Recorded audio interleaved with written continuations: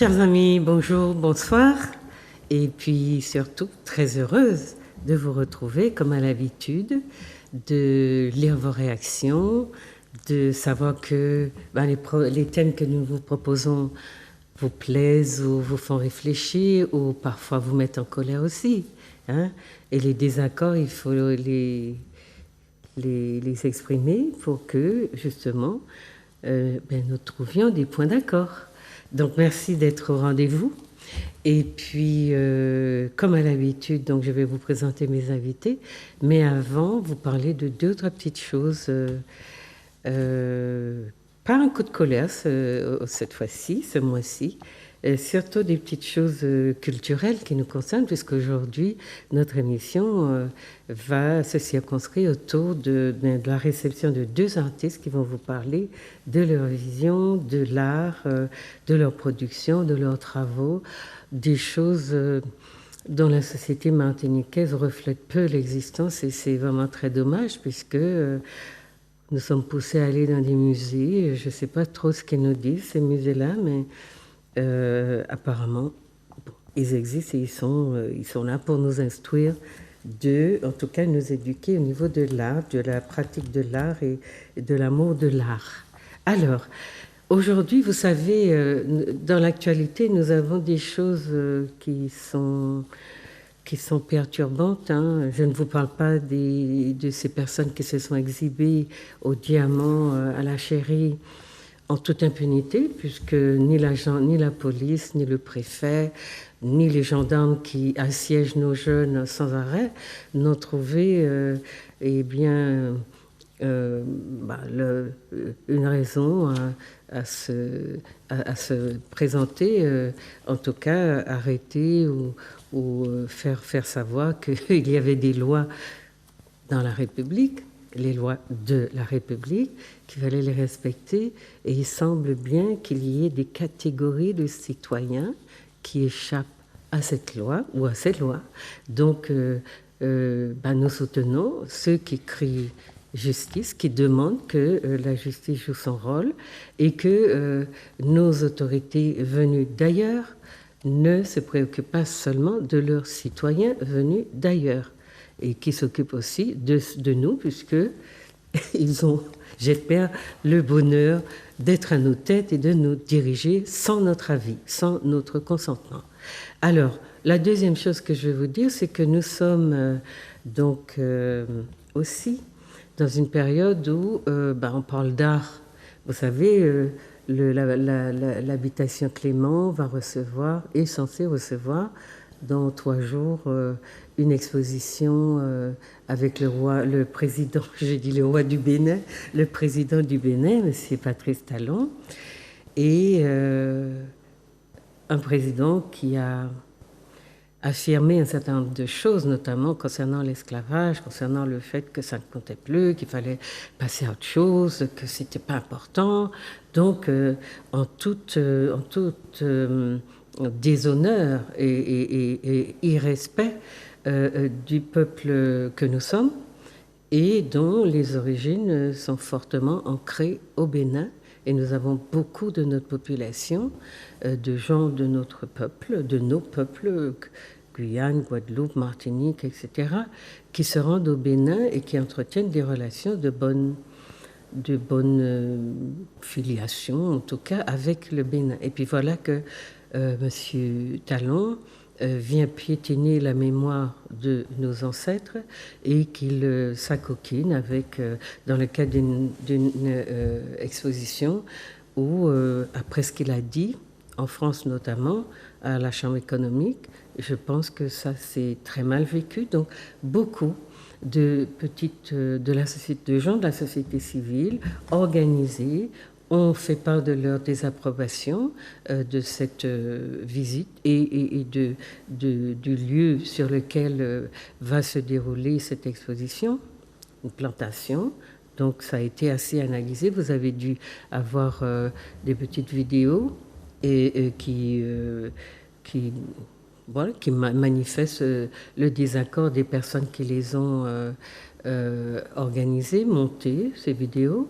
Et puis vous avez donc les associations plus, on va dire, officielles, comme le MIR, Mouvement international des réparations de la Martinique et du Bénin, et puis le CNR, Comité national pour les réparations, qui se sont dans des courriers, aussi le CIPN de la Guadeloupe, hein, Comité international des peuples noirs, donc qui ont manifesté très officiellement dans des posts qui circulent sur les réseaux sociaux un rappel historique, les divagations intellectuelles ou mentales de M. Patrice Talon, président du Bénin, et puis le jeu étrange que joue celui qui est propriétaire de cette plantation, M. Bernard Ayotte, et dont on a le sentiment que piétiner la mémoire des personnes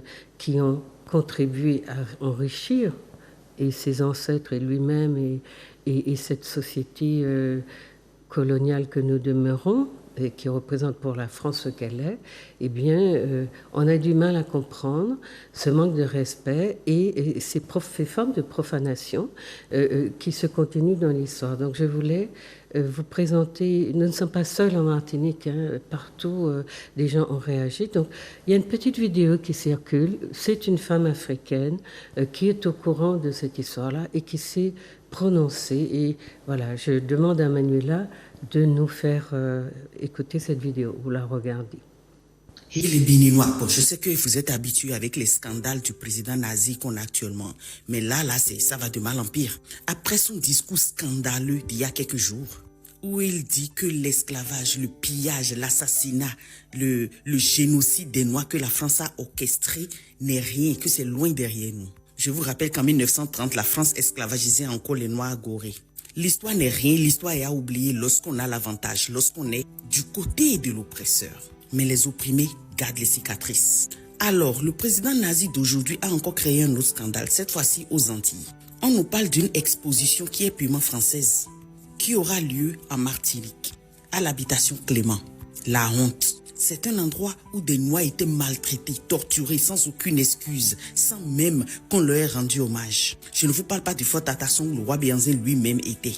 C'était un camp de concentration et la France n'avait pas honte de cela et n'a pas honte aujourd'hui.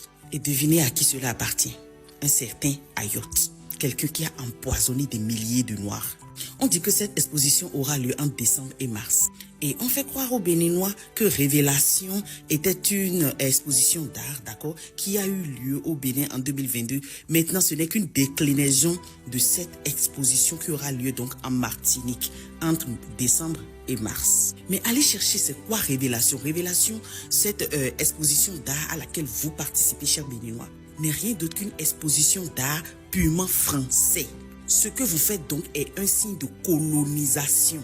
Et ça m'étonne que Romuald Hazoum, quelqu'un que je respecte beaucoup, un grand artiste béninois, qui disait encore il y a quelques jours qu'il faut arrêter avec l'Eldorado français, va participer à cette exposition honteuse. Béninois, jusqu'à quand vas-tu te taire? Des grandes personnalités comme Dimitri Fagbon. Les gars, nous allons prendre les noms des bavards. Tous les artistes qui vont participer à cette exposition, on va boycotter leurs œuvres. Sacré sur la toile, il faut semblant de ne pas entendre. Aller exposer des misérables 26 objets d'art sur plus de 39 000 qui restent encore chez eux. Et ça, il faut l'applaudir. Encore que ce n'est pas la France qui l'a retourné, ce n'est pas M. Talon qui l'a pris, mais c'est plutôt l'UNESCO qui a demandé qu'on retourne ces objets d'art. La honte.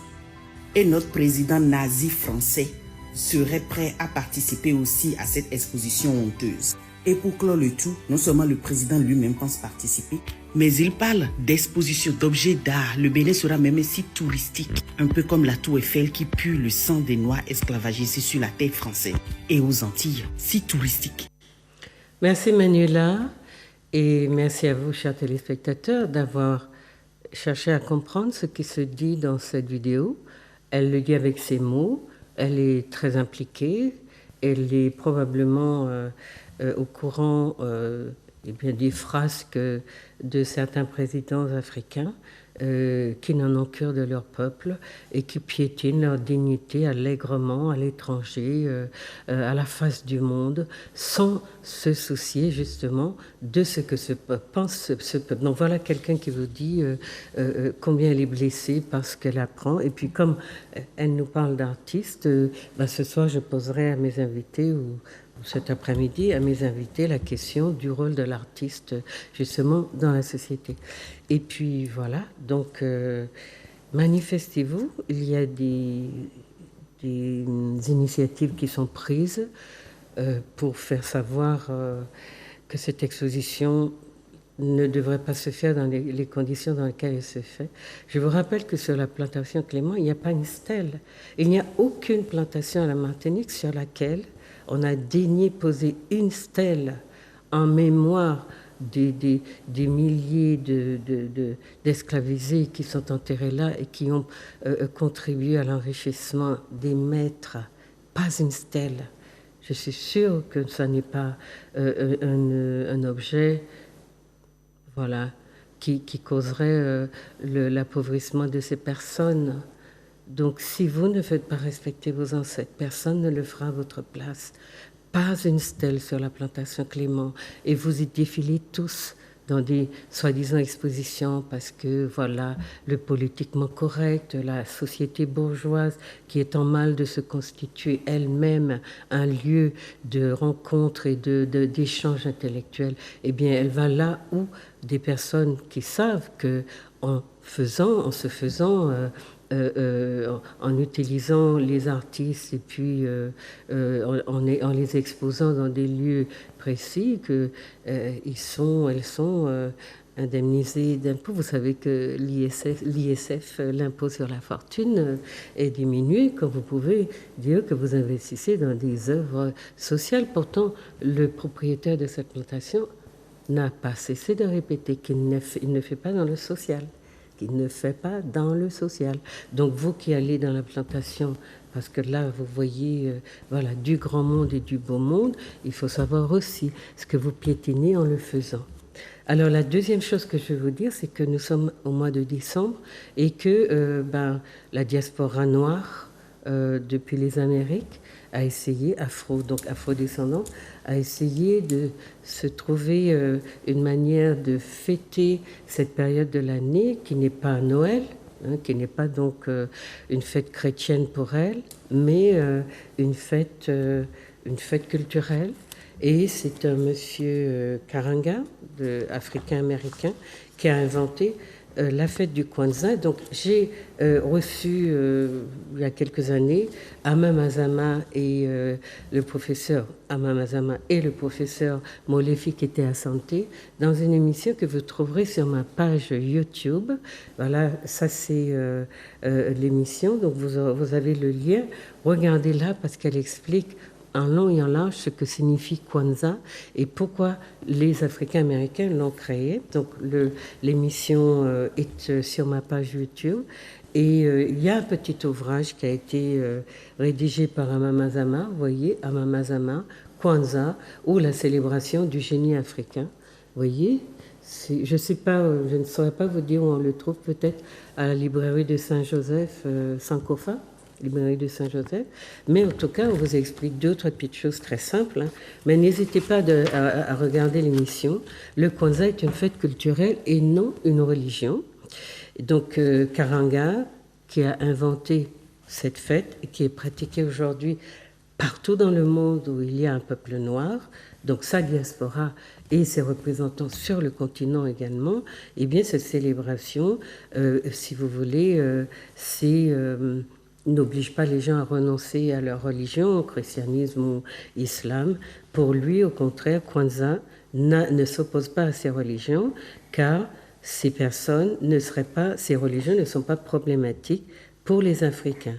Donc, ce qu'il demande à ceux qui veulent, qui fêtent le Kwanzaa, c'est en fait une alternative. C'est pas une alternative à leur religion, à leur foi, mais un espace dans lequel ils peuvent se retrouver en tant qu'Africains et partager cette culture qui leur est chère à tous.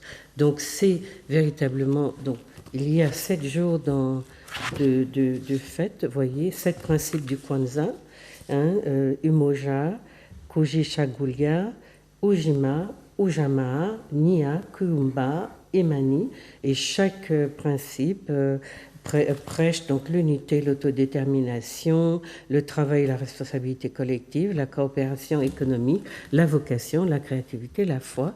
Donc, chaque jour, chez vous, avec vos candélabres, vos offrandes à vos divinités, à ceux qui vous parlent et à ceux à qui vous avez l'habitude de vous adresser, eh bien, vous avez des règles qui vous sont expliquées. Vous n'êtes pas perdu parce qu'en général, ça se fait en famille, collectivement, avec des amis, en association, etc.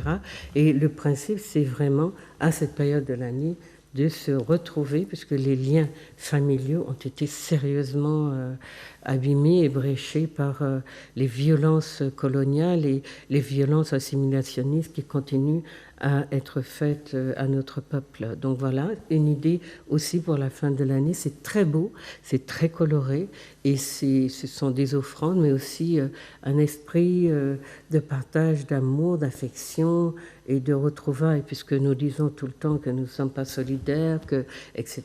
Oui, on se déchire allègrement pour le bien des autres, pour le bien-être des autres, et il faut peut-être qu'on commence à penser à comment sortir de ces relations qui sont difficiles. Voilà. Donc aujourd'hui, je reçois, j'ai le plaisir de recevoir 2 artistes. Catherine Blanchard, bonsoir. Bonsoir. Catherine qui a écrit un ouvrage dont elle va nous parler, et Bertin Nivort, que la Martinique connaît. Bonsoir. Bonsoir Bertin. Oui. Et qui a donc tellement travaillé, tellement aussi laissé de choses dans le paysage aussi littéraire, hein, aussi, qui porte sur l'art. Donc, tu vas nous parler un petit peu du mouvement dont auquel tu as contribué avec d'autres collègues, d'autres Oui. Voilà. Donc, voilà. Alors, Catherine est docteure en sociologie des arts et de la culture. Donc, vous avez présenté votre thèse à la Sorbonne Nouvelle, c'est ça, à Paris 3. En co-direction avec l'Université des Antilles. D'accord. Et donc, à l'UFR des arts et métiers. Et puis, vous êtes toujours au laboratoire, à cette unité du laboratoire CNR? Oui, le CERLIS, en fait. Le CERLIS. Et notre laboratoire du travail. C'est ça. Donc, Catherine va nous présenter. C'est un ouvrage qui est tiré de sa thèse de doctorat, hein, et qui s'intitule « Sociologie des arts et de la culture caribéen ». Donc, vous allez avoir à entendre voilà, on va lui poser des questions, des choses qu'on a, voilà, soit qu'on partage, soit qu'on questionne. En tout cas, vous verrez, voilà, le titre, l'ouvrage s'affiche à l'écran, d'accord.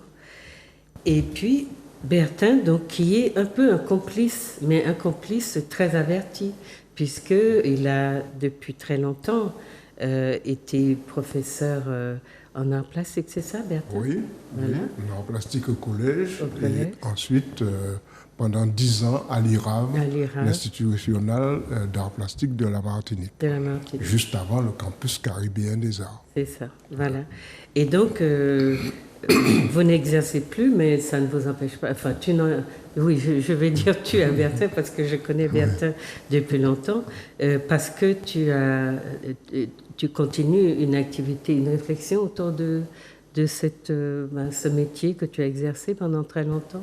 Oui, alors, lorsque j'ai pris ma retraite de l'éducation nationale, je suis parti dans le Pacifique, à Wallis-et-Futuna. D'accord. Et j'ai posé pinceau, toile et tout ce qui concerne les arts plastiques, comme on l'on dit. Et je me suis mis à temps plein dans une expérience de jardin. Oui, c'est ça. ici, déjà, pendant la pratique d'artiste, bon, entre guillemets artiste, hein, bon, je remets tout ça en question. J'avais une activité de jardin comme une respiration après le travail en atelier. Et une fois parti à Wallis, cette activité est devenue l'activité principale. Donc c'est un retour à la terre-mère, et un retour vraiment à la source de la vie vivante, vivifiante. D'accord. Oui, parce que là, c'est une manière de transcender ou bien de se représenter la vie. Et être dans le jardin, c'est être dans la vie, la terre, la source. Oui. D'accord. Alors, Catherine, qu'est-ce qui vous a amené à faire ces études ou à choisir cette branche-là de sociologie des arts et de la culture?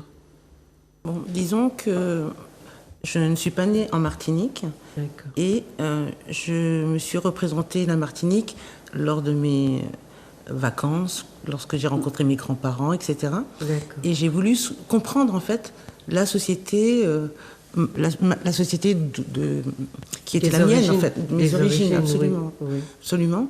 Et donc la sociologie, pour moi, a pour objectif effectivement de nous donner une image du contexte dans lequel on vit. Et pour moi, il fallait absolument que je le comprenne, le contexte originel, donc celui de mes parents. Et la sociologie m'a paru être, et la psychologie sociale aussi, des instruments utiles pour effectivement me faire une idée claire de ce que j'étais. Une quête personnelle, en fait, presque une psychanalyse, on pourrait dire. Et j'ai trouvé que les arts étaient vraiment le médium le plus précieux parce que le plus bruyant en réalité. Donc à travers l'image, je trouvais que les artistes martiniquais, guadeloupéens, j'ai beaucoup travaillé sur les artistes martiniquais et guadeloupéens, mais bon, j'imagine de tous les dominés en réalité, ont un message très très fort dans leur création picturale, dans la mesure où leur création était interdite, détruite, païenne, diabolisée. Elle est donc nouvelle. Et le processus est complètement l'inverse de ce qui s'est passé en Occident.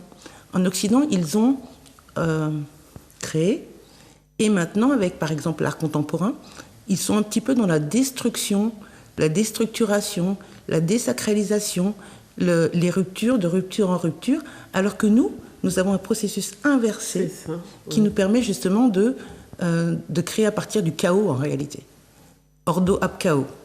Et donc, notre création est beaucoup plus puissante parce que émergente. Oui, mais dans la mesure où c'était leur chaos et que nous avions à essayer de surnager dans ce chaos-là, à mon avis, nous n'avons pas vraiment perdu nos sources, puisqu'on voit qu'aujourd'hui, on arrive à beaucoup de reconnexions très surprenantes. Et c'est pour ça que, je vais essayer de voir avec vous, dans votre cadre d'analyse, j'ai eu l'impression qu'elle était la créolité. Et c'est un cadre qui est posé implicitement et n'est pas critiqué vraiment. Alors, pour être honnête et sincère, je vous ai dit que j'ai soutenu à la Sorbonne Nouvelle et l'Université des Antilles. Et donc, à ce moment-là, l'impératif était aussi de s'inscrire dans un mouvement sociologique qui... et avec des auteurs, avec des citations, avec des références, avec une méthodologie identifiable par ces gens, et en même temps, donc on va dire un tiraillement entre le besoin de satisfaire le milieu académique et en même temps celui de dire ce que j'avais à dire. Donc dans mon jury, dans les membres de mon jury, il y avait des gens qui partageaient un point de vue et d'autres complètement l'inverse. Et c'était flagrant, c'était même presque amusant en réalité parce que le débat s'est joué là. Et moi, dans la mesure où je devais m'inscrire dans la neutralité axiologique, que vous devez connaître, en sociologie, on avait un petit peu ces impératifs-là au moment des soutenances. Après, on peut s'en dégager largement. Il me fallait faire des références identifiables par les uns et par les autres, mais la pensée critique a été posée pour moi de dire qu'il s'agissait d'une création qui a été mise sous couvert, sous cloche, par par les dominants, on va dire ça comme ça, et que en émergeant, elle est aujourd'hui à même de parler de nous, parler de notre lieu, parler de nos références, de nos croyances, de nos pratiques, de nos couleurs, de nos palettes, ce que l'art occidental n'a jamais pu faire. Donc il est très très très difficile pour nous de nous reconnaître dans l'art occidental, à part à être dans un mimétisme qui n'est pas nous, tout simplement. Et ça, je le dis. Non, vous le dites, il y a des... Oui, on sent dans votre travail cette sorte de déséquilibre de vous-même, parce que vous êtes dans... Bien sûr, il y a un désir de... C'est pas de la compromission, mais il y a quelque chose de comme ça, parce que ce que vous dites là, moi, je l'ai vécu, et je vous avoue que je me suis battue contre mes directeurs de thèse, etc. Donc j'ai bien eu une mention très honorable, mais ils ne m'ont pas donné de félicitations pour me punir. Mais j'ai fait le travail comme je voulais le faire, et j'ai dit ce que j'avais à dire, parce que je trouve que c'est un esclavage incessant, parce que de vouloir toujours nous imposer la façon de dire notre réalité. Donc ça, je ne l'ai jamais supporté. Mais ce que je disais, donc le cadre implicite reste, qui est dominant, reste quand même pour moi la créolité, et c'est un cadre qui est imposé là sans choix, j'allais dire sans justification de ce choix idéologique. Parce que ce que vous êtes en train d'expliquer là, moi je l'aurais vraiment senti, en tout cas en tant qu'approche méthodologique, j'aurais aimé l'avoir eu dans votre préface, voilà, parce que c'est très important. Ce que je veux dire par là, c'est que d'une part, je suis née en France hexagonale, et donc j'ai une formation, une construction, une sociabilisation secondaire, puisque nous savons que la sociabilisation primaire est celle de nos parents, les miens étaient martiniquais, mais secondaire, ce sont les institutions, nous savons ça en sociologie. Oui. Elle était hexagonale, franco-française, blanche, même si j'ai vécu en Polynésie. Et donc, la prise en compte de ce que nous sommes vient en vivant les expériences et en étant... dans la confrontation, effectivement. Or, ce que j'ai essayé de faire, c'est d'être scientifique. J'ai été scientifique, c'est-à-dire que j'ai mis un postulat de départ, ma posture de questionnement, mais j'ai aussi fait état des pratiques qui étaient diverses, pluriverselles, comme dirait Françoise Vergès, qui était aussi membre de mon jury, pluriverselles. Donc, je n'ai pas pris le parti de dire je ne vais parler que d'une chose parce que ça m'arrange. Non, je suis une scientifique. Je parle de ce qui est. Veux dire, moi, j'ai pas été autre chose qu'une scientifique. Je veux juste dire que dans les références que vous avez, votre bibliographie, etc., le pluriversel, on le voit peu. Par exemple... Non, ça ne veut pas dire qu'il n'y en a pas du tout. Non, bien sûr. Mais à côté de tout ce de la créolité que vous citez, oui, tout à fait. C'est frappant. Bon, écoutez, moi, je me suis inspirée de... Bon, je me suis pas basée sur Bourdieu, par exemple, qui était la référence qu'il fallait absolument citer. Non, je ne pense pas Bourdieu, je pense à ici. Oui. Alors voilà, justement, je vous disais, un artiste qui posera, ce n'est pas un sociologue pour le coup, un artiste qui posera le problème social dans son art sans ambiguïté, d'une façon propre à secouer la conscience léthargique, l'artiste qui se posera au cœur du réel, qui, pour aider son peuple à découvrir celui-ci, l'artiste qui saura exécuter des œuvres noble dans le but d'inspirer un idéal de grandeur à son peuple, qu'il soit poète, musicien, sculpteur, peintre ou architecte, est l'homme qui répond dans la mesure de ses dons aux nécessités de son époque et aux problèmes qui se posent au sein de son peuple. Et donc, c'était ma référence, ma ligne directrice, mon fil rouge. Oui, vous citez Cheikh Anta Diop. Absolument. Oui, c'est ça. Mais bon, ça c'est... De toute façon, moi, je ne viens pas faire le procès de votre travail. Je viens juste dire que il y a un courant de ce que vous appelez pluriversel à la Martinique qui est très important.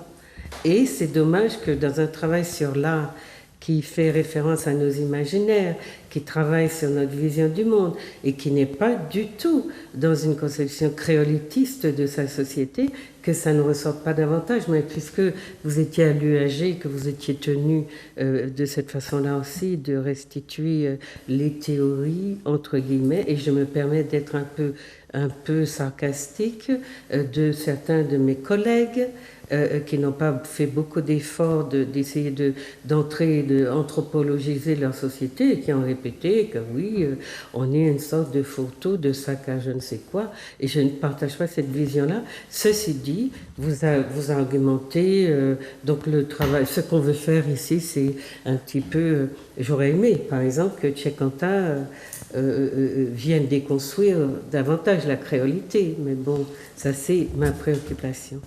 Mais non, est-ce que, je ne sais pas si tu as eu le temps de parcourir l'ouvrage de Catherine. Non, pas vraiment. D'accord. Alors, sur la question de la créolité, moi je sais que le groupe Fromager fonctionnait un peu différemment, peut-être que tu pourras en parler, mais avant, pour notre public, est-ce que, quand vous parlez de l'art, donc vous êtes sociologue des arts et de la culture, est-ce que vous voulez dire à notre public comment vous entendez l'art? Qu'est-ce que c'est exactement? Alors pour moi, l'art, en fait, c'est un médium, un langage, un moyen communicationnel, un outil pour dire l'indicible. En réalité, j'avais commencé par dire que je trouvais que c'était un outil bruyant, malgré le format, dans la mesure où il utilise des moyens symboliques, des moyens visuels donc, mais qui sont partagés souvent ou ressentis.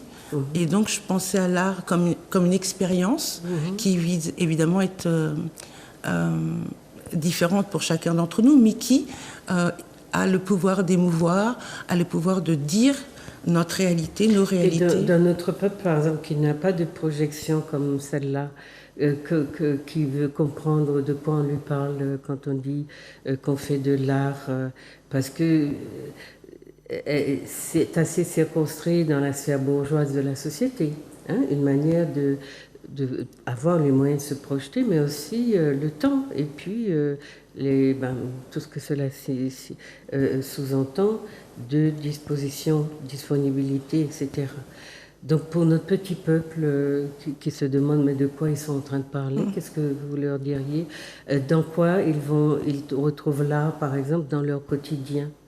Alors c'est très intéressant ce que vous dites là, parce que j'ai eu à discuter avec une artiste martiniquaise, je lui ai la cité, Patricia Donatien, qui me disait l'art est partout chez nous, en réalité, il n'a pas été tué. Si tu vas dans le jardin, tu verras la disposition des plantes, le fait de mettre des pneus, de mettre les plantes dans les pneus, l'esthétique que l'on va recréer dans son jardin, et d'ailleurs ça va rejoindre un peu peut-être ce que va dire Bertin Nivore, ce sont des installations. Nous le faisons sans y réfléchir, mais nous le faisons dans notre quotidien. Un autre exemple avec Christian Bertin, cette fois, qui me parlait de sa maman, qui prenait des feuilles de papier journal pour colmater la maison, pour empêcher le fibrociment, le bois, oui. Voilà, et qui en fait faisait aussi des collages, et des montages et des choses comme ça. Et en fait, là, est présent dans notre vie. Simplement, on imagine les pièces de collectionneurs très chères, que personne n'aura chez lui ou chez elle, alors qu'en réalité, l'art, il est présent. En fait. Mais c'est savoir comment le peuple, quand il est invité à de tels débats, même par les médias interposés, comment il se sent concerné. Et c'est ça. Donc vous avez apporté des réponses. La question, c'est... je crois que c'est ce que je reproche à la créolité, c'est qu'on a coupé notre peuple de ses racines. Or, vous savez que la vie africaine est une vie artiste. Ce que vous appelez de l'art, il n'y a pas d'activité, d'espace de vie, de coiffure, de tissu, de fractal. Il n'y a rien qui ne soit pas de l'art. Je suis d'accord avec vous parce que dans mon texte, en fait, je parle aussi, vous parlez de fractal, je parle de Omotunde, Kalala Omotunde, qui parlait justement des fractals et des symétries, des coiffures africaines qui étaient non seulement esthétiques, mais qui étaient aussi effectivement des formes d'expression artistique, mais aussi à l'origine même des puces informatiques que nous possédons. Donc vraiment... Oui, tout ça. Et dans mon ouvrage qui s'appelle Peau noire, cheveux crépus, c'est là que j'ai aussi fait exploser cette idée qu'il n'y a rien de plus esthétique et de plus équilibré que la façon qu'a le noir de vivre sa vie. Donc, c'est pour cela que je voulais qu'on définisse l'art. Je ne sais pas si tu as une autre définition à en donner, mais c'est important que pour notre peuple à tous les échelons de la société, quand on parle de l'art, qu'il sache que l'art bourgeois, dans sa version bourgeoise, dans sa conceptualisation, est une manière de domestiquer, peut-être pour nous, en tout cas des choses que notre peuple sait faire très spontanément, et avec les moyens qu'il a. Donc ça peut être un pneu par ici, ou des coques de lambi dans les cimetières, ou je ne sais quoi. Ou bien les murs tapissés de vieux journaux, parce qu'il n'y avait pas de peinture, etc. Et que les vieux journaux, on en avait. Donc oui, notre peuple n'a jamais été coupé de cette conception totalement... Enfin, le mot me gêne, donc il faudrait qu'on voit comment le définir, mais en le requalifier, mais voilà, c'était pour que les gens qui écoutent comprennent. Et puis, toi, tu as pratiqué les arts plastiques, ça veut dire quoi? Moi, ça ne veut rien dire. C'est ça. Bon, comme une provocation, ça ne veut rien dire. Okay. L'art, là aussi, c'est pareil. Quand on fait une analyse historique de ce mot, pardon, depuis l'Égypte ancienne, qui disait arti, A-R.T, et erdai. Arti qui veut dire créer dans le sens de concevoir, d'imaginer, d'accéder à d'autres plans de conscience, de recevoir tout ce qu'on a à recevoir, et ensuite d'actualiser cela à travers le mot erdai, c'est-à-dire exécuter, donner à voir. Ben, c'est pas ce qu'on dit dans le mot art depuis... Tel que les Occidentaux le définissent, voilà. Bon, alors, pardon, ce qui m'a amené à faire, pas vraiment une recherche dans la mesure où, avec le temps dont je disposais, réfléchir sur cette question dans d'autres civilisations, dans d'autres sociétés, comment ils nommaient cette pratique, qui est en réalité une pratique de création. Absolument. Incessant. Et donc de représentation, que ce soit visuel ou autre, mais de représentation. Et je trouve un mot très intéressant, précisément, on parlait du Bénin, chez les Yoruba, le mot haché. Okay. Le mot haché, qui est vraiment très très beau, et qui dit tout. Que c'est un pouvoir de faire arriver les choses. Mais c'est le pouvoir de l'être suprême. C'est un pouvoir qu'il a de faire arriver les choses. Ainsi soit-il. Qu'il en soit ainsi, plus que ainsi soit-il. Oui, qu'il en soit ainsi. Comme le pharaon, lorsqu'il tenait la croix en C face à lui, qu'il en soit ainsi. Il dit quelque chose et qu'il en soit ainsi et que la chose arrive. Bien. Donc, l'être suprême a placé dans tous les êtres vivants ce pouvoir, y compris les arbres, y compris le ver de terre, y compris et surtout les fourmis et les abeilles, ce pouvoir de faire arriver les choses et aussi dans l'être humain. Et j'étais en voyage à Washington lorsque nous étions allés avec le groupe Afrique-Cobra, une grande manifestation des Africains américains. On nous a demandé de prendre un taxi, on nous a réservé un taxi. Et donc, je vois le taximan, enfin le chauffeur de taxi, il parle très bien le français, et je lui pose la question, il me dit qu'il est éthiopien. Et je lui dis, comment vous dites l'art dans votre langue? Il me dit, haché. Je dis, ah bon? Et comment vous dites artiste? Haché. Alors là, j'étais émerveillé d'entendre que l'activité et celui qui fait l'activité, c'est le même mot. C'est le même mot. Et je retrouvais ça ailleurs, à tout près de nous en Guyane, là, le mot tembe. Oui. Et celui qui fait un tembe, c'est un tembe. Bon. Alors pourquoi aller chercher à nous péter la tête sur la notion d'art, n'est-ce pas, de la part des Occidentaux, alors que nous avons dans nos racines profondes africaines des mots très importants, très beaux, qui disent tout ce que nous avons à dire. Mais alors, pour moi, c'est ça qui est passionnant, et c'est pour ça que Catherine ne doit pas se sentir visée par cette critique-là. Mais quand je dis que j'ai des problèmes avec ce que j'appelle une idéologie, plutôt qu'une science, parce que pour moi, notre université ne pratique pas de la science dans beaucoup de domaines, elle pratique de l'idéologie. Et je le dis, je l'assume. Quand on a à vivre les conditions des peuples que nous sommes, qui ont été versés dans un creuset de la façon la plus inhumaine qui soit, on décide que de cette espèce de violence-là est née, je ne sais pas quelle engeance nouvelle, comme celui qui disait que je crois que c'est Glisson, qu'on est né de la cale du bateau, etc. Et aucun effort rigoureux, mais vraiment anthropologique, sérieux, n'est entrepris par nos intellectuels pour essayer de comprendre comment les gens qui ont subi ces violences ont véritablement vécu ces violences, et les formes de résistance dont on parle tellement, elles sont où? Elles ont servi à quoi?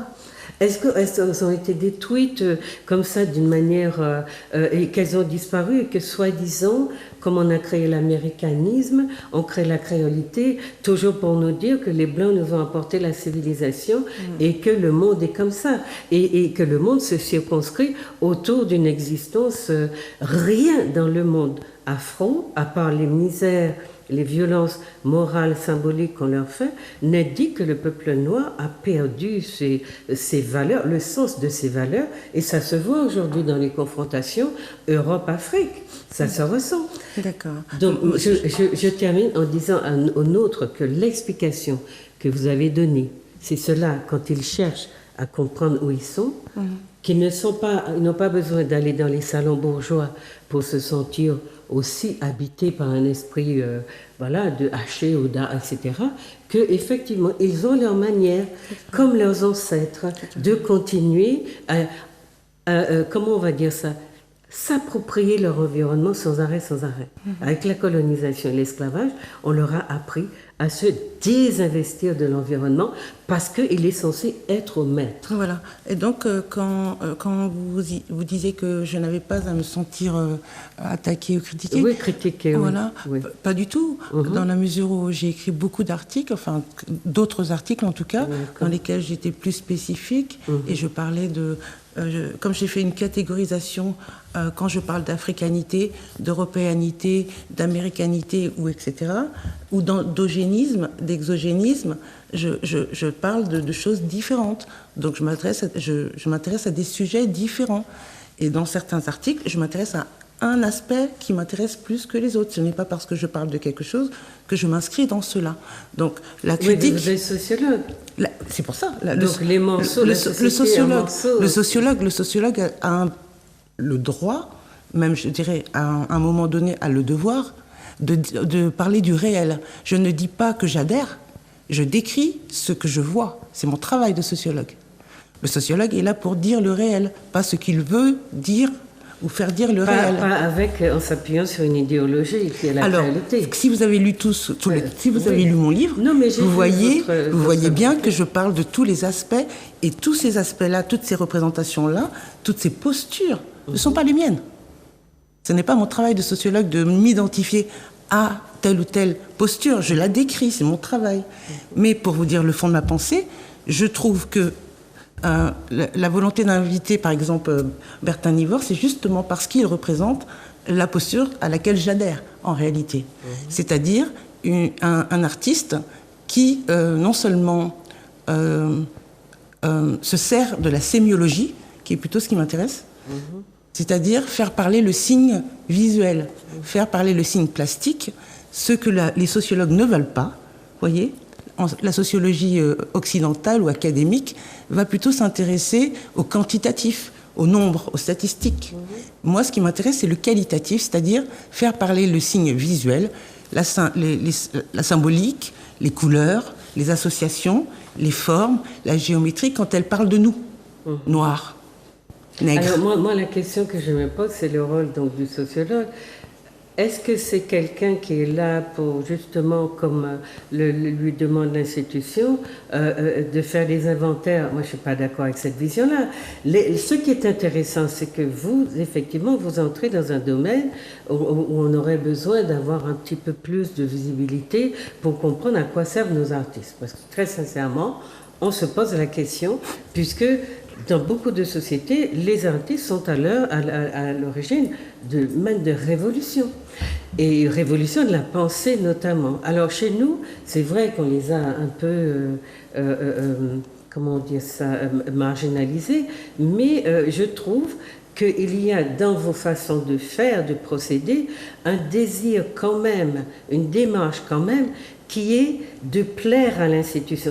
Cette posture de séduction ne tranche pas suffisamment pour les générations qui ont besoin de comprendre. Un sociologue n'est pas là pour faire des inventaires. Mais un sociologue n'est pas un idéologue non plus.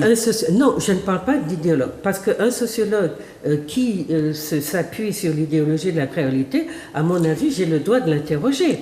Maintenant, je termine. Maintenant, je vous dis, ce qui est important pour un sociologue, c'est de faire un état des lieux, de poser les problèmes que posent ces manières qu'on a de fonctionner et de proposer aussi des solutions. C'est pour ça que les sociétés qui avancent s'appuient sur leurs sociologues. Et chez nous, j'ai l'impression qu'on est toujours dans le politiquement correct et soi-disant qu'il ne faut pas mélanger la politique à je ne sais quoi, à l'économique, etc.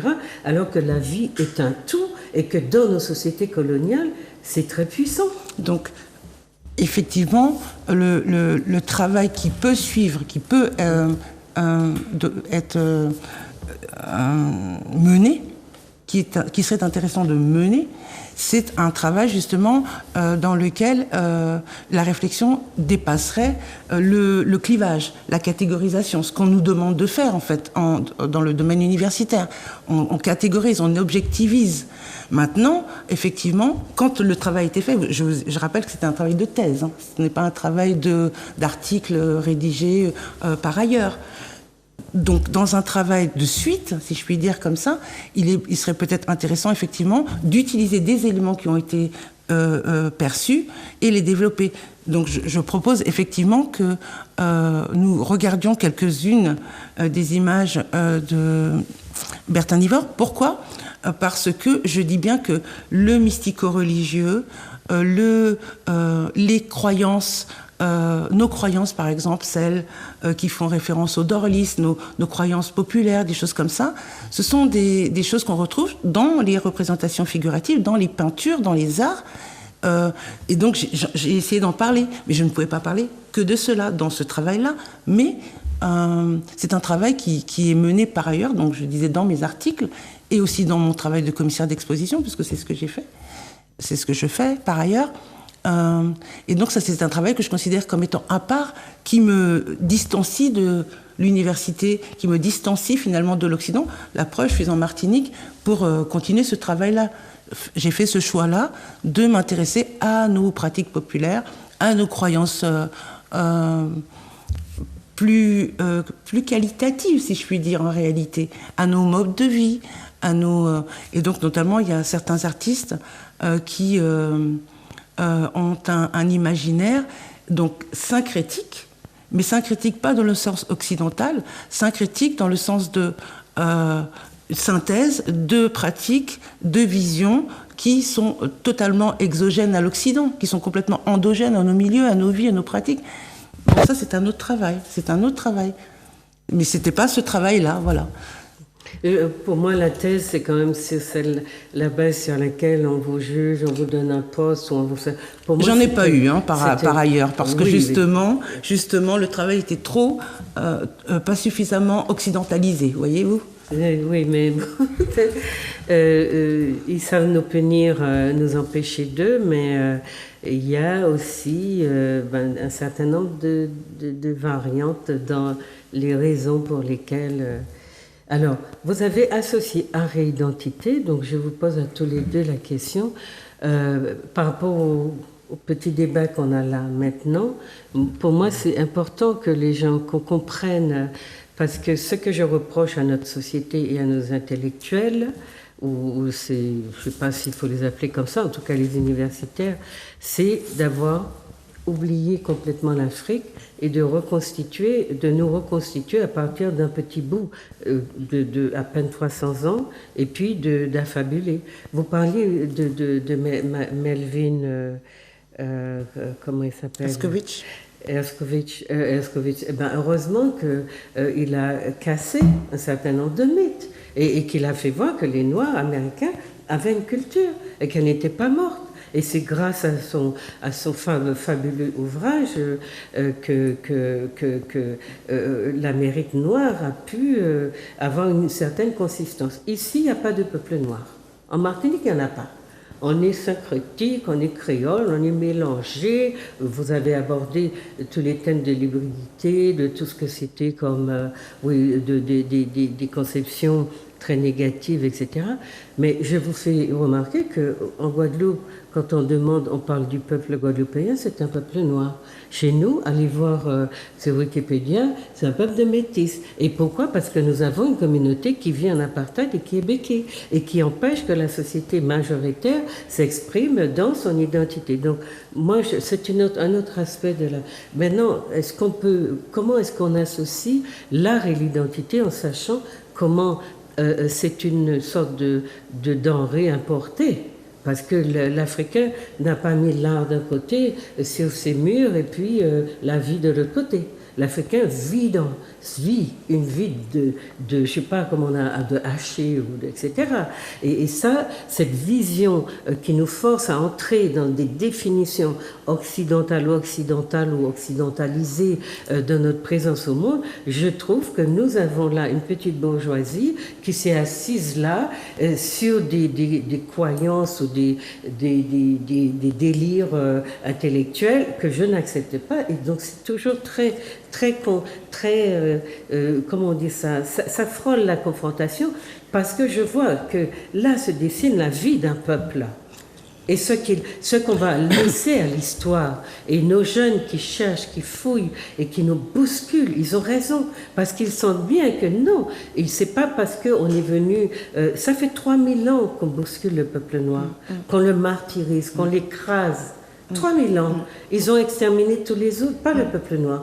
Parce que justement, il n'est pas à côté de ce qu'il fait, il est dedans, il est un corps entier constitué. Donc je reproche à tous ces gens de ne jamais aller voir comment l'Africain se vivait, alors que 75 000 esclavisés à la Martinique à l'abolition étaient là, bien vifs, et qu'ils ont laissé un tas de structures comme les mutuelles, etc., toutes les structures corporatrices ou corporatives. Ils les ont inventées, ils les ont laissées là, parce que c'était leur vie. Donc j'ai je ne sais pas, art et identité, qu'est-ce qu'on peut dire à notre peuple qui a envie de comprendre en quoi ça traduit sa manière de voir la vie finalement.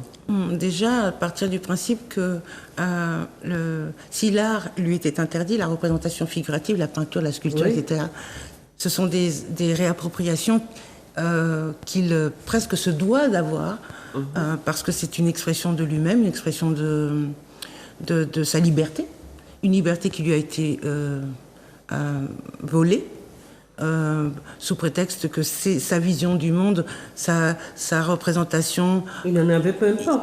Non, selon eux, on lui reconnaissait même pas cela. Oui. Et donc, pour moi, un artiste, c'est déjà quelqu'un qui affirme sa liberté de s'exprimer de la manière dont il veut s'exprimer. Après, le deuxième sujet que vous touchez qui est important, c'est pas du côté du public, mais du côté de l'artiste lui-même. La problématique, c'est celle du financement. Comment vit-on de sa création plastique? Quand on est un artiste, comment mange-t-on? Et si ces gens courent à la Fondation Ayotte pour exposer, c'est parce qu'il y a l'argent. Si on oppose de l'art officiel à de l'art qui serait en bas bois ou plus peut-être dans les maisons de quartier parce qu'on n'a pas les financements, c'est parce que l'artiste, il se dit « j'ai besoin de manger en tant qu'artiste ». Donc il est séduit, il est happé par un système qui le pervertit à nouveau, une fois encore. Oui, ça signale quand même, donc il y a un déficit de quelque chose. Les politiques culturelles martiniquaises auraient fort à créer un musée contemporain pour les artistes qui le demandent depuis nani non non. Ça n'a qu'à attendre, pas qu'à venir. Oui. Et est-ce que à ce niveau-là, les artistes ne peuvent pas, parce que j'avais posé la question à René Louis quand il allait exposer à l'habitation Clément, et il m'a dit il y a que un béquet qui fasse pour les artistes, parce qu'il y a plein de gens en Martinique, mais latinx, qui ont de l'argent et qui font rien. Mais les artistes eux-mêmes, ils font quoi? Les artistes eux-mêmes, ils font quoi? Non, je veux dire, est-ce qu'il n'y a pas une possibilité, au lieu de dire c'est grâce au béquet, il n'y a pas un moyen de dire, parce que vous dites on a faim, et c'est comme ça qu'on nous tient. En ce moment, on est en train de faire la même chose aux pays africains qui essayent de s'arracher de la colonisation. On leur dit, et puis du pillage dont ils sont victimes, on leur dit, voilà, on vous donne de l'argent et en échange, vous la fermez, vous nous laissez continuer à vous coloniser. Je veux dire, à un moment ou à un autre, il y a une forme de réflexion à mener, que l'artiste, qu'est-ce que c'est? J'ai demandé, la question reste se poser, art et identité, qu'est-ce que c'est? Et à quel niveau l'artiste, effectivement, on nous propose des orientations, des formes de profession, des métiers, on se jette dedans à corps perdu, et en réalité, on est souvent, plus on y va, on entre dedans, plus on s'éloigne de soi, parce que ça n'est pas un mode civilisationnel que le peuple noir a de s'exprimer. C'est véritablement une conception d'ailleurs des Occidentaux qui ont pillé tous les arts, tous les objets rituels. Les Africains ne les appellent pas art, objet d'art. Tous les objets rituels des Africains sont volés et installés dans des vitrines. Et je vois même les plus grands racistes du monde sont en admiration devant des objets de nègres qu'ils passent leur vie à mépriser. Enfin, je veux dire, il y a quand même un monde qui dysfonctionne. Et c'est quoi? Donc, les objets rituels qu'ils n'ont pas, parce qu'il leur manque une préhistoire, une vraie préhistoire, et tous ces trucs-là, et bien c'est ça. Donc, quand ils se projettent dans l'art nègre, ou pas dans l'art, dans les représentations, les objets rituels des Noirs, ils cherchent quoi? Ils sont qui? Ils vont où? Et nous, pourquoi est-ce que nous nous sentons obligés? Parce que, par manque de connaissances, notamment anthropologiques, nous faisons comme eux. Nous devenons des artistes et nous pratiquons comme eux. C'est pour cela que je dis que nous ne sommes pas obligés, nous, de pratiquer la sociologie non plus comme ils le veulent. Oui, et nous ne pratiquons pas tous comme eux. Pas tout, oui, heureusement. Tu as posé une question intéressante. Et les artistes, que font-ils? Oui. Mais ils ne peuvent rien faire parce qu'ils sont des artistes. Ça paraît provocateur, ce que je dis. Oui, et je m'explique là-dessus. Qui a formé ces artistes-là en tant qu'artistes? C'est ce que je dis, c'est ça. Ouais. On est d'accord. Nous, je suis là-dedans, moi aussi. Nous, artistes, nous avons été formés dans les écoles d'art de France. Et je dirais même, oui, de France. Depuis les arts appliqués ici à la Martinique, au lycée technique. Ensuite, aux arts appliqués à Paris, aux métiers d'art, aux beaux-arts. Et ensuite, à l'université Paris-Vincennes. Ce sont eux qui nous ont formés. Ce sont eux qui nous ont nommés artistes. Enfin, ils ont nommé, mais ne nous ont pas encore reconnus comme tels. C'est ça. Bon. Mais nous sommes des artistes. Et nous disons, nous sommes des artistes. Oui. c'est là où nous devons tout remettre en question. Et vous n'avez pas de marché, Ni vous même n'avez pas exposé. vous n'avez rien. Voilà. Mais vous faites comme eux. C'est bien ce que je dis. La façon que nous avons, qu'on nous forme et qui fait de nous des copies de modèles, de manière d'envisager l'existence, etc. Vous voyez la nécessité d'une réflexion globale sur comment nous fonctionnons, elle est là. Oui, mais ça va beaucoup plus loin. Moi, j'ai tendance à penser que depuis que je suis rentré à l'école, à l'âge de 7 ans, je suis de 1946. À l'époque, en commune, on entrait à l'école à l'âge de 7 ans. L'école maternelle, je ne connaissais pas ça au Marigot. Peut-être qu'à Fort-de-France, il y en avait. Donc, depuis l'âge de 7 ans, je suis entré à l'école. Jusqu'à aujourd'hui, tout ce que je sais, c'est l'éducation nationale française qui me l'a enseigné. J'exagère peut-être. Même lorsque j'ai lu Cheikh Anta Diop, lorsque j'étais étudiant, j'ai lu Cheikh Anta Diop en tant qu'étudiant français. C'est ça. Ce ne sont pas les Chinois qui m'ont enseigné Lao Tse ou Confucius, ce sont des Français. C'est ça. Et quand Lao Tse ou Confucius a écrit un livre, ça a été traduit en français par un Français. Et c'est ce que j'ai lu. Et on sait ce que valent les traductions. Ouais, Bon. tu vois. Et traduction, trahison, on sait ce que c'est. On sait. Les Mayas, les Aztèques et les Incas, ce sont les Français. Alors, à plus forte raison, nos ancêtres, nos lointains ancêtres. On a un petit exemple du livre de la journaliste française que les Allemands ont complètement retraduit parce que le contenu ne leur plaisait pas. Et ils l'ont publié comme ça. C'est Sylvia Sermin, Reine d'Afrique. Les Allemands ont complètement changé le contenu du livre. C'est ahurissant. Mais enfin, c'est juste un petit aparté pour dire que je comprends ce que vous dites. Et les artistes, nous, on est formés par eux. Mais c'est bien cela que j'essaye de dire. Nous sommes à la remorque d'un système qui nous dit vous êtes comme nous. C'est ça l'assimilation.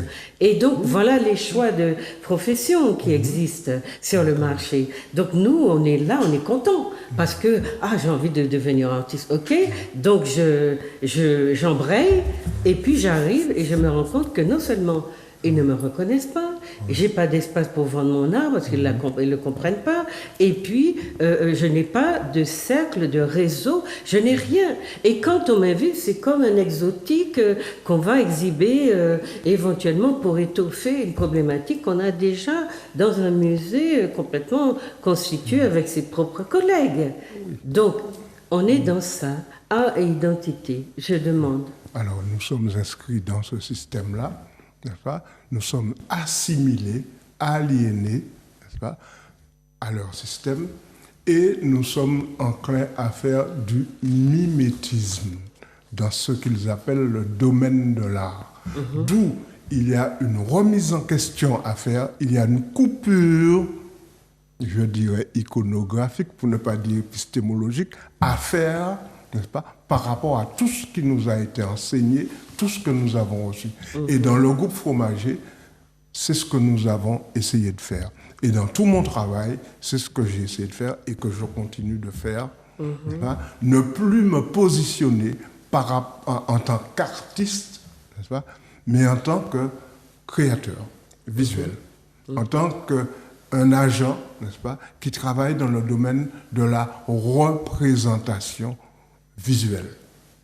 Bon, en essayant de remettre en question la formation que j'ai reçue, qui est une formation fondée sur l'individualisme, l'égocentrisme, seul moi est capable de faire ce que je dois faire, etc. Alors que dans d'autres sociétés, le travail se faisait collectivement. Ouais, chez les Papous. Quand on voit les mathothémiques des Papous, ils faisaient ça collectivement. En Afrique. Dans le Pacifique, voilà, c'est vrai. Dans le Pacifique, mais aussi chez les Kanaks, on le voit. En Afrique. Et c'est pour ça qu'on interroge, donc, qu'est-ce que c'est que l'art ? Et donc, sur la question de l'identité, puisque vous parlez de la sémiologie, vous disiez que vous interrogez beaucoup le sens, les signes, et que ça passe par la linguistique, par l'iconographie et la kinesthésie, etc. etc. C'est ça. Donc, vous avez cité des artistes qui ont travaillé sur l'un ou l'autre aspect. Vous avez même cité des artistes qui ont travaillé sur les problématiques cruciales que nous vivons actuellement, et, comme le chlordécone, et puis d'autres. Il y a un artiste guadeloupéen, je crois, que vous citez, qui a travaillé sur, qui a représenté le type de destruction que cause l'écologie abîmée au corps, à l'écologie du corps physique de l'être humain, etc.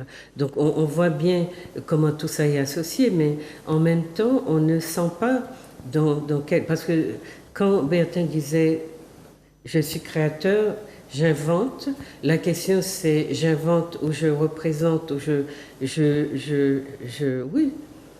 je fais quoi de tout ça et comment ça construit ma société.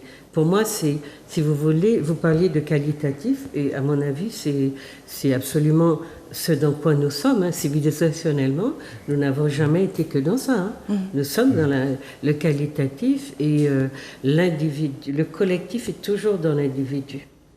L'individu a toujours. C'est pour ça que je prenais dans mon travail sur le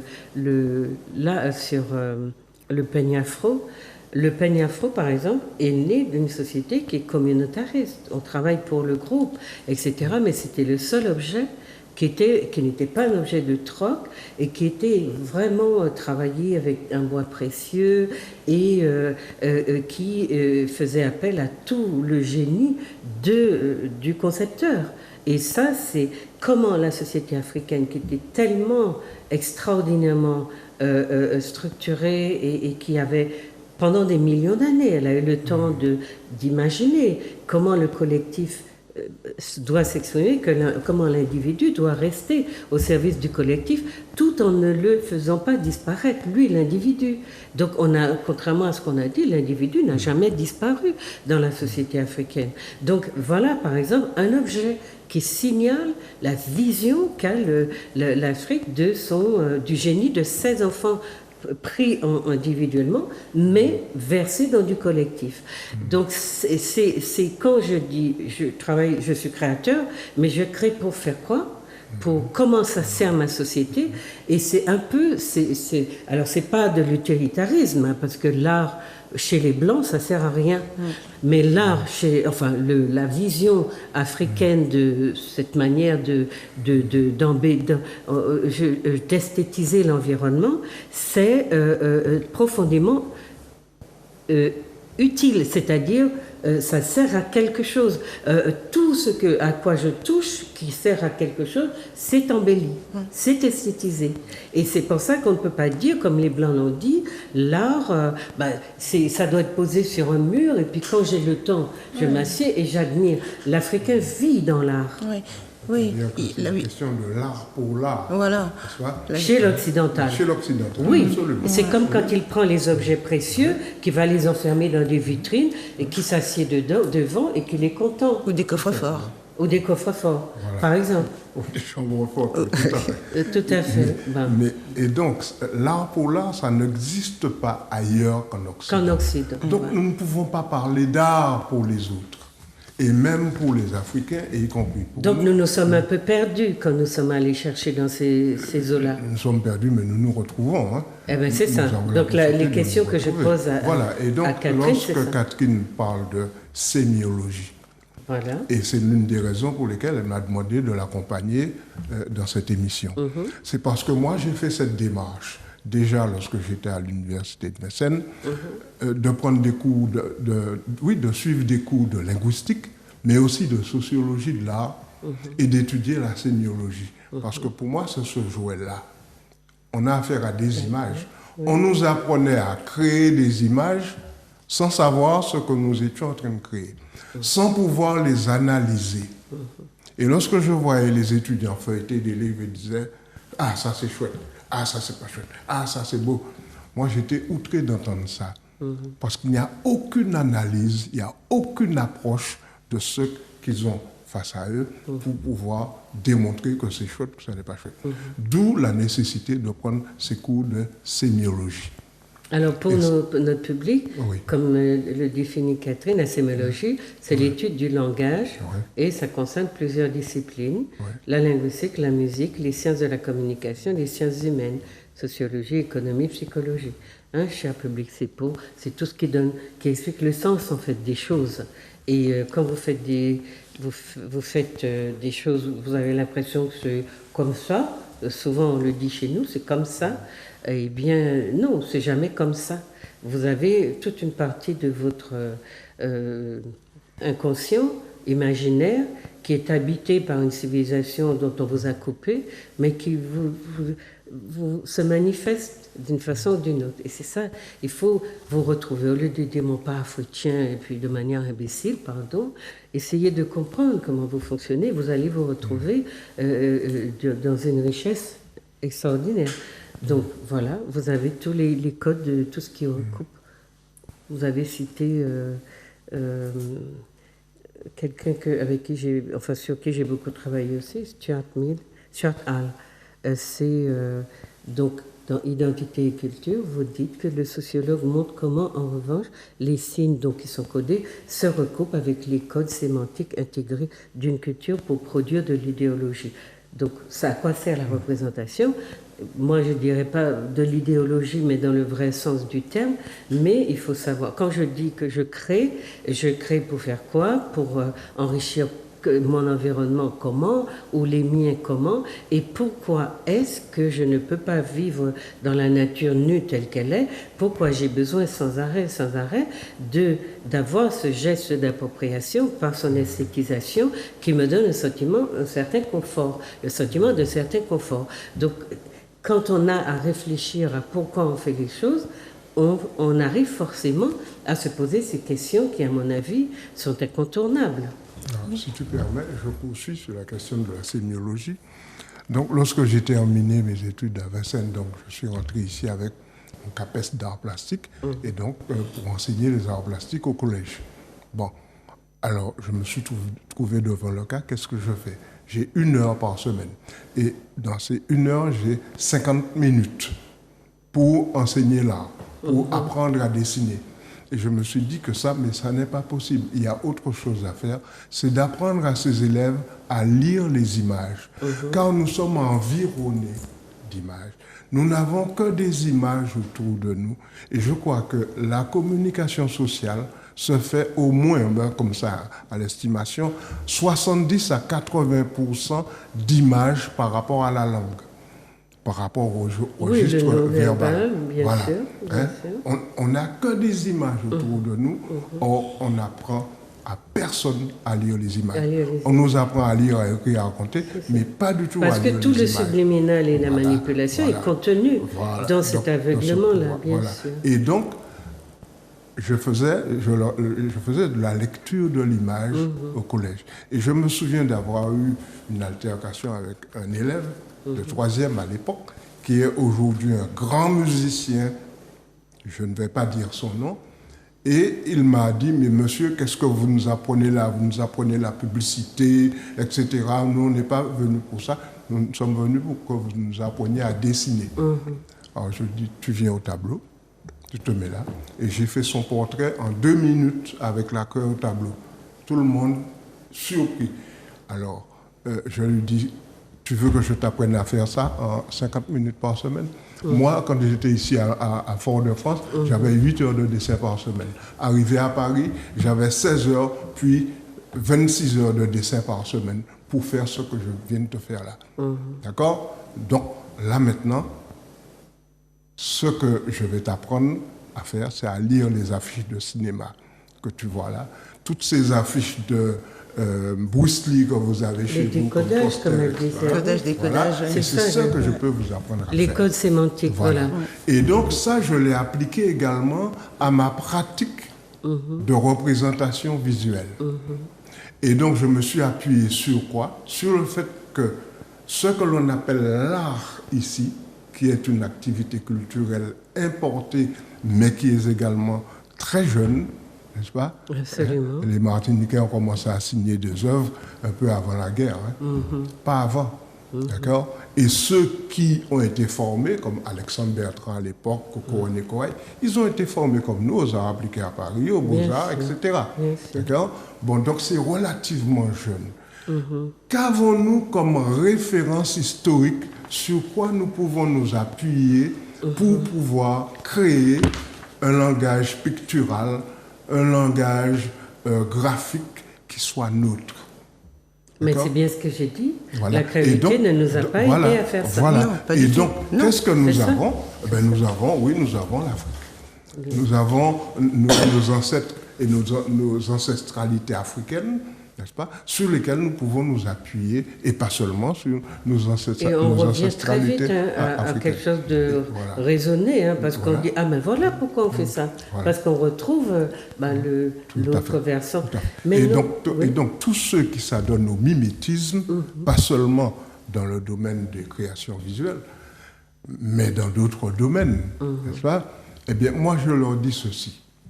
Le jour où vous comprendrez que les Kamites, les Africains, sont arrivés ici dans cette région et sur le continent dit américain, 20 000 ans à 15 000 ans avant notre ère, eh bien, il nous faudra revoir toutes nos copies. Absolument. Il nous faut tout revoir. Les conceptions que nous avons aussi de là. Et donc, moi, qu'est-ce que j'ai fait dans mon cas? Et c'est pour cela que Catherine a trouvé cela très intéressant. C'est que, comme référence, je n'avais pas de référence visuelle, mais il y avait le registre verbal, notre langue dite créole. Je me suis appuyé sur les connaissances linguistiques que j'avais de cette langue dite créole, qui était nettement insuffisante à l'époque et encore maintenant, parce que c'est la linguistique saussurienne que moi j'ai étudiée. Bon. Et donc, sur la sémiologie, et donc je me réfère à notre langue, aux métaphores et aux paraboles de notre langue que je vais traduire sur un plan visuel. On a le matériau, voilà, on l'a, ça. Mais il n'est pas exploité. C'est ça. Voilà. C'est un travail en marche. Le matériau n'est pas évident non plus. Il faut l'étudier. Il faut le repérer. Il faut le repérer. Parce que tu le connais. Si tu te reportes aux origines, tu sais les voir dans les projections. Alors, voilà. Alors, je termine rapidement pour dire, par exemple, je prends n'importe quelle métaphore comme ça. Bon, de l'eau montémone, un titime. De l'eau montémone, on répond coco. Si je te dis, depuis que je travaille sur ce titime, je pourrais faire 3 volumes de cette épaisseur-là, n'est-ce pas, sur ce titime. La symbolique. Voilà. 3 mots. De l'eau, montée, mon. La réponse, coco. L'eau, source de vie. Toute la symbolique de l'eau. Montée, très puissante en Afrique. L'ascension. Mon, la montagne, la pyramide. Réponse, coco. 3 mots. Et lorsqu'on analyse ce palmier, que l'on appelle pied coco dans notre langue, et cocotier en français, c'est pas du tout la même chose. Absolument. Ça ne désigne pas la même réalité visuelle. Donc, quand on analyse... D'ailleurs, le palmier, le vrai, il est stérile. Il ne porte pas de fruits. Oui, mais enfin, on dit que c'est un terme générique pour dire les palmiers. D'accord. Bon. Et donc, quand on analyse géométriquement ce palmier, on trouve le nombre 3 à la base. Toute la géométrie de ce palmier repose sur le nombre 3. Tu prends un coco sec, ni toisier. Au centre des toisiers, il y a un point qui trace une ligne qui va de l'autre côté. 3 lignes, ça fait encore 3, ça fait 6. Ça fait donc 2 triangles. Un triangle la pointe vers le bas, un triangle la pointe vers le haut, que l'on appelle l'étoile de David, soi-disant, mais c'est la svastika. C'est un symbole vieux comme l'humanité. L'ascension, la chute. Et que fait le pied coco? Eh bien, il a tombé, il a mieux poussé. Oui. Et puis dès qu'il tombe, il faut savoir lire tout ça. Et pour lire tout ça, il faut associer d'autres métaphores. Et ça a donné, ça a fait l'objet d'une peinture que j'appelle métaforme. Donc de métaphore, je passe à métaforme, une métaforme que j'appelle Dlomontemon Coco Negmao. Nous verrons tout cela tout à l'heure. D'accord, on va regarder un peu. Ben, Catherine, dites-nous ce que vous voulez dire. Non, simplement, je voulais dire que ce que Bertin vient de dire, c'est très important, non seulement pour ce que moi j'essaie de faire, dépasser justement cet état de catalogage qui semble poser problème, mais en réalité investir le travail justement sémantique qui n'est pas du tout apprécié en sociologie. La pluridisciplinarité, ce n'est pas du tout considéré. Non, pas en France. Pas en France. Non. Donc déjà, c'est une transgression, si vous voulez. Mais c'est vraiment ce qui m'intéresse et c'est ce que j'ai envie de continuer à faire parce que justement, comme si on pouvait voir les visuels de Bertin Nivord, je trouve que ça serait assez explicite pour comprendre exactement ce que c'est que ce travail de déchiffrage, décodage de nos réalités, à partir de nos mots, à partir de nos visuels, à partir de nos histoires, de nos mythologies, de nos croyances, de nos pratiques. C'est vraiment ce travail-là. C'est pour ça que je dis c'est une sociologie de l'art caribéen, parce que moi je ne m'intéresse pas à ce que à Van Gogh ou à Manet ou à ces créations picturales. On peut s'intéresser à eux de manière avec la distance qu'il faut. On peut. Comme, voilà. On peut. Mais je veux dire, ça ne parle pas de nous. Non, bien sûr. Ça ne nous apprend rien sur nous. C'est ça. Et comme c'est une création nouvelle qui n'intéresse pas notre peuple, pourquoi ? Parce que ça ne parle pas d'eux. Ça ne parle pas de nous. Une représentation de déjeuner sur l'herbe, vous voyez, qu'est-ce que ça a à voir à faire en Martinique ? Donc voilà, c'est de l'ordre du mondain, c'est de l'ordre de l'investissement économique, capitalisation. Et les classes bourgeoises vont dans ce panneau-là, tombent dans un panneau. Les loisirs, la vision des loisirs aussi. Oui. Voilà. Mais c'est très intéressant. Oui, vous avez dit que le concept européen de l'art pour l'art est totalement exogène aux Caraïbes américains. Complètement. C'est ça. Mais votre hypothèse, c'était, excuse-moi, votre hypothèse, c'était, il faut quand même comprendre un petit peu du livre, quoique c'est de votre livre que ces réflexions-là sont nées. Oui, tout à fait. Votre hypothèse, c'était, nous pensons, le dépassement de la traditionnelle opposition entre l'approche externe et interne, etc., et nous engageons sur le terrain du jugement esthétique pour dire le réel. Donc nous engageons sur le terrain du jugement esthétique pour dire le réel. À cette fin, nous nous appuyons sur les entretiens. Donc vous parlez de comment vous avez mené votre travail donc en réalisant des entretiens auprès d'artistes ou avec des artistes caribéens, Caraïbes américains, réalisés au cours de votre thèse. La question, c'est l'approche externe et interne, c'est ça. C'est-à-dire que on sent que vous êtes dans une recherche d'équilibre, en tout cas d'explication, qui va créer un équilibre. Parce que derrière votre quête, il y a le souci de la créolité, qui est que nous sommes devenus autre chose. Non, je n'ai pas le souci de la créolité. Enfin, il y a quelque chose quand même. Non, je n'ai pas le souci de la créolité. Alors, ça a été une occasion un peu inattendue. L'histoire de la créolité, le travail avec la famille Glissant, par exemple, c'était un hasard absolument invraisemblable, puisque je travaillais sur le spiralisme en littérature de Franck Etienne, et je n'arrivais pas à dormir, et je vais sur Internet et je vois une spirale énorme. Je dis, oh c'est marrant, il était 3h du matin. Je tape et je vois un institut du tout-monde à Paris, rue Solferino. Ah bon, je connaissais pas à l'époque. Et j'appelle le lendemain. Je tombe donc à l'Institut de l'Amérique latine, une secrétaire qui me répond Madame Glissant, non, elle ne prend pas les appels comme cela, à part si c'est important. Alors j'ai dit évidemment que c'est important. Et donc le lendemain, j'ai signé un partenariat avec Madame Glissant pour relancer le M2A2, figurez-vous. Rien que cela. Le musée qui aurait dû voir le jour à Larenti, projet de Édouard Glissant, qui n'a jamais vu le jour pour des raisons diverses. Madame Glissant l'avait dans son tiroir et je lui disais que je connaissais les artistes martiniquais, que j'avais été envoyée par la mairie de Paris pour les rencontrer, pour faire une grosse exposition à l'instar de Latitude, qui n'avait plus lieu en France à cette époque-là, pour X raisons encore. Et donc, j'avais rencontré plein d'artistes et je me disais, et ça serait peut-être intéressant de les exposer, aucun artiste antillais, martiniquais n'est exposé dans nos instances muséales, à part quand c'est carnaval, à part quand c'est exotique, à part quand il s'agit de nous faire danser au bon vouloir d'un événement culturel opportun pour manger du boudin et je ne sais quoi. Et je trouvais que c'était très insultant. Et elle était apparemment d'accord. Et on a signé tout de suite un partenariat. J'ai monté une exposition en 2013 avec 13 artistes martiniquais à la Cité internationale des arts. En 2016 également. Elle est partie en Allemagne aussi, cette exposition. Mais les artistes, c'est bien pour eux. Ils sortent aussi parce qu'ils ont besoin de visibilité. Ils sont invisibilisés dans l'espace public. En tout cas français. Français. Et quand on parle d'eux au musée d'Orsay, par exemple, on ne parle pas des artistes qui peignent, on parle, pour une fois, des personnages noirs qui sont dans les peintures qui avaient été anonymisées jusqu'à présent. Et là, ceux-là, tout à coup, ils sont devenus intéressants. Les noirs dans l'art.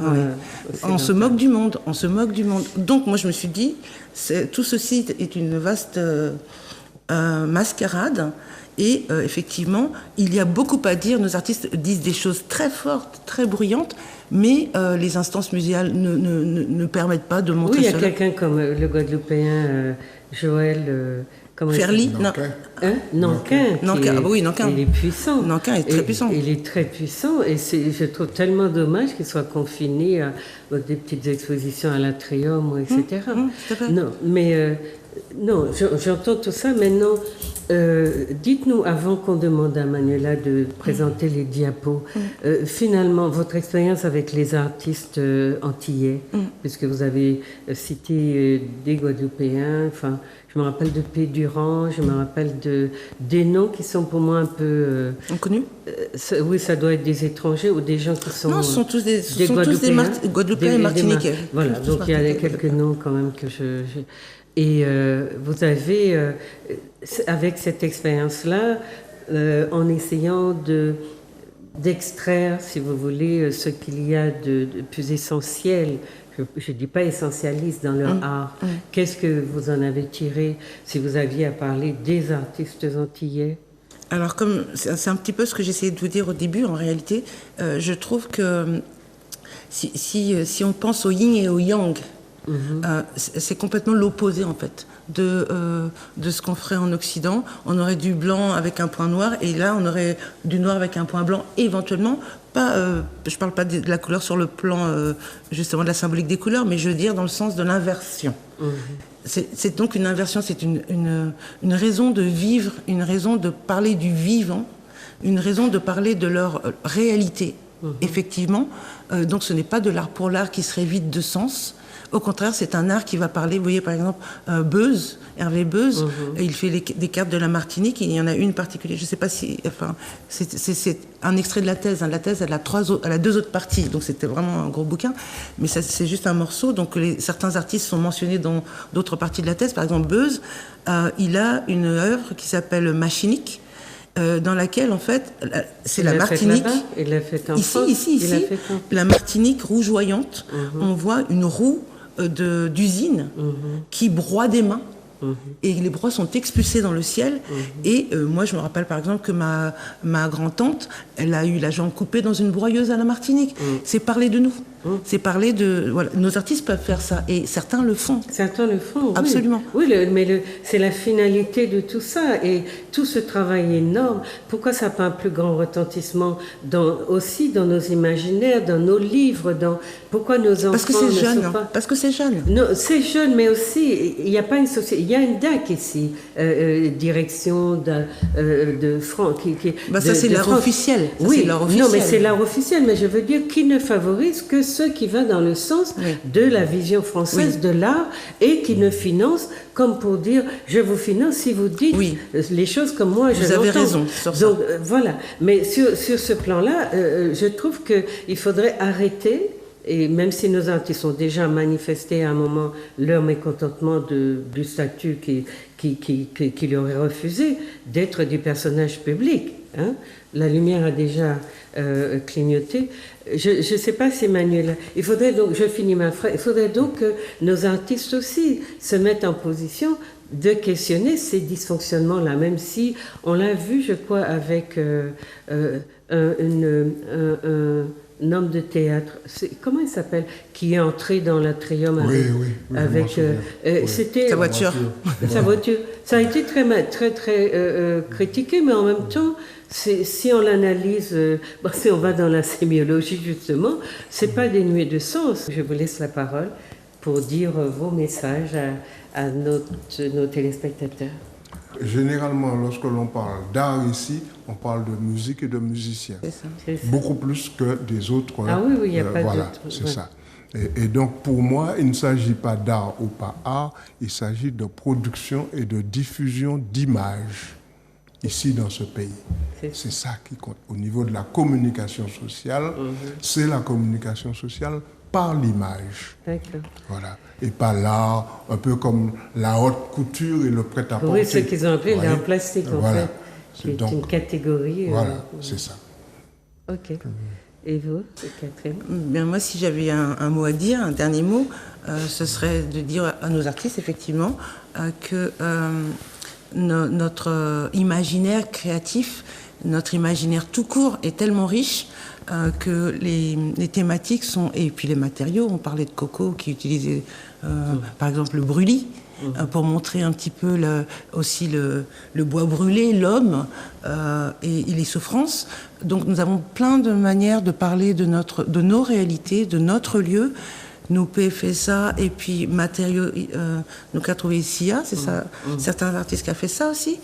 Et je pense que les instances publiques, nos institutions peuvent entendre un message comme celui-là et de penser que le privé n'est pas là pour pallier je veux dire, au manquement peut-être de nos institutions territoriales, locales, martiniquaises. Et l'art, c'est une visibilité. Les arts et la culture, ce sont des cartes de visite incroyables, ce sont des cartes identitaires incroyables. Nous avons des écrivains qui ont travaillé chez nous et qui sont connus dans le monde entier. Ça veut dire que chez nous, on fait de la qualité. Nous peut travailler ici, nous peut rayonner dans toutes ces coins, tout, c'est vrai. Et voilà, il faudrait simplement qu'il y ait la volonté d'une politique culturelle réelle. Voilà. Mais sommes-nous dans ça. Alors, je reconnais que Catherine m'a dit à 2 ou 3 reprises, il faudrait qu'on voit les diapos, mais pour moi, c'était important qu'on déblaye d'abord autour. Après, les diapos auraient eu. Je pensais qu'on aurait eu le temps, donc je suis désolée que vous n'ayez pas pu les voir, mais je pense que ce qu'on vous a dit était nécessaire pour que vous déconstruisiez aussi l'idée ou la conception qu'on véhicule à la Martinique concernant l'art et les artistes. Et nous sommes sûrs qu'ils auraient pu servir à la construction identitaire de notre société de manière beaucoup plus efficace si, effectivement, on avait une politique culturelle digne de ce nom, mais ça n'est pas le cas. En tout cas, on souhaite que le travail que font Catherine Bertin et puis beaucoup d'autres porte leurs fruits, parce que nous avons besoin d'une société esthétisée et nous n'avons jamais été dans notre civilisation en dehors de cette conception de la société. Voilà. Portez-vous bien, passez de bonnes fêtes de fin d'année et puis à l'année prochaine. Merci beaucoup. Merci.